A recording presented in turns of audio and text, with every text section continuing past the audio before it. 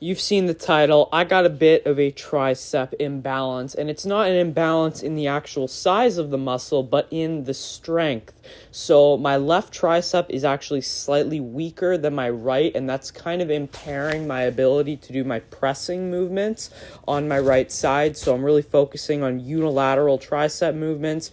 So we got cable tricep overhead extensions, but I'm just doing them unilaterally so each arm can work individually to try and fix that balance. So you'll see that trend throughout this workout. All the tricep work I'm doing is unilateral, and I just, I need to get that fixed because it's kind of impacting my pressing. But we got 3 sets of that, and then we got 3 sets of cable bicep curls. You know me, this is my favorite bicep exercise because we get huge stretch on the bicep and we get high tension in that stretch position. This is also unilateral. I mean, I do all my bicep movements unilateral as well. That's just I just kind of like everything being balanced, so I think it is smart to at least do some unilateral work in your program just to ensure you have a muscle, you don't get a muscle imbalance, because oftentimes one muscle can take over or one side anyway can take over if you're doing both sides at the same time. So as you can see here, 3 sets dumbbell skull crushers, doing dumbbells so I can do each side individually. I think I like the easy bar slightly more just because it's a little more stable, but honestly, they're both great and they both get a huge stretch on the long head because we're overhead and high tension in that stretch position. So we got 3 sets of skull crushers.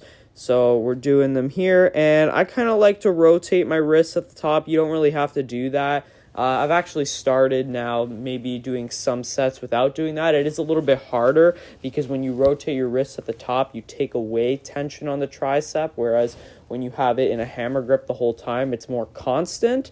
But yeah, we got 3 sets of that, and then 3 sets of dumbbell preacher curls, an amazing exercise. Really focusing on more control this workout. I found in a couple of my other workouts, I was kind of just trying to match the reps from my other workout, but I had to remind myself, hey, it's not about the weight you're lifting, it's about, are you getting to failure? Are you using good form? So it doesn't matter. As long as you're pushing hard and you're getting that muscle to failure, it probably really doesn't matter how you're doing it. As long as you're doing that, you're going to get some freaking gains. So I actually only got 12 reps here on that exercise. Normally I would do 15, but I was using better form. And then we got 2 sets of cable crossbody tricep extensions. So this is going to be a little bit more of a contraction exercise for the tricep because our arms are not overhead, but still working all 3 heads of the tricep quite well. And again, it's unilateral. So normally I would probably do like a tricep press down variation here, but because I want to train each tricep unilaterally, we're just doing a cross body tricep extension. Now I love unilateral movements, but I don't like doing them when I can't do both arms at the same time. The only exception to that, we're getting to that in this video, is the cable crossover reverse fly, but I'll explain it when we get there. But for the most part, I like doing, exercises where I can do both arms at the same time. And this is an exercise where I can do that and it's still unilateral. And then we got just 1 set of twisting dumbbell preacher curls. So the bicep has 2 functions. It involves supination and also elbow flexion or whatever. Elbow flexion. So I really don't do a lot of supination work, but I decided to do some today. It makes the exercise actually quite a bit harder as well, focusing on that supination. And I like to grab the dumbbell on the end of it, so it really prioritizes and gives tension through that supination. So I think this is a fantastic exercise. Don't do much of it, but it is definitely a great exercise if you want to include it. And now we're moving on to shoulders. 5 sets of machine lateral raises. Again, this is just my favorite lateral raise machine option. Cables or dumbbells are also great, but personally, I just like this machine. I got a whole machine for lateral raises in the home gym, so I better freaking use it, and I use it all the time, do long length partials on it, and so on. feels freaking great. Again, this workout is basically just a weakness workout for me. I'm training all my body parts that I'm trying to bring up.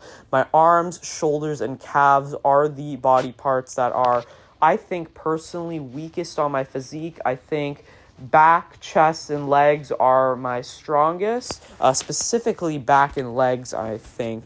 But hey, so we got 8 sets of standing calf raise machine, the standing calf raise machine, and I'm doing all long length partials on this set. I'm really, again, trying to bring up the calves. I know you probably think I'm crazy doing 8 sets of calves in this workout, but what I do is I just kind of superset it with my shoulder work. You know, my shoulders are not working when I'm doing the calf raises, so I mean, I can just pretty much go right into them. They're not super like fatiguing, like I don't get gassed from doing shoulders, so it's not going to affect my ability to do calf raises. So that's a great way to get calves into your training without taking up more time. Then this is the only unilateral exception that I make, and that's the cable crossover reverse fly unilaterally like this. I've explained it in other videos, but this is the only variation of the cable crossover reverse fly where I don't feel my mid traps taking over. Like every time I do standard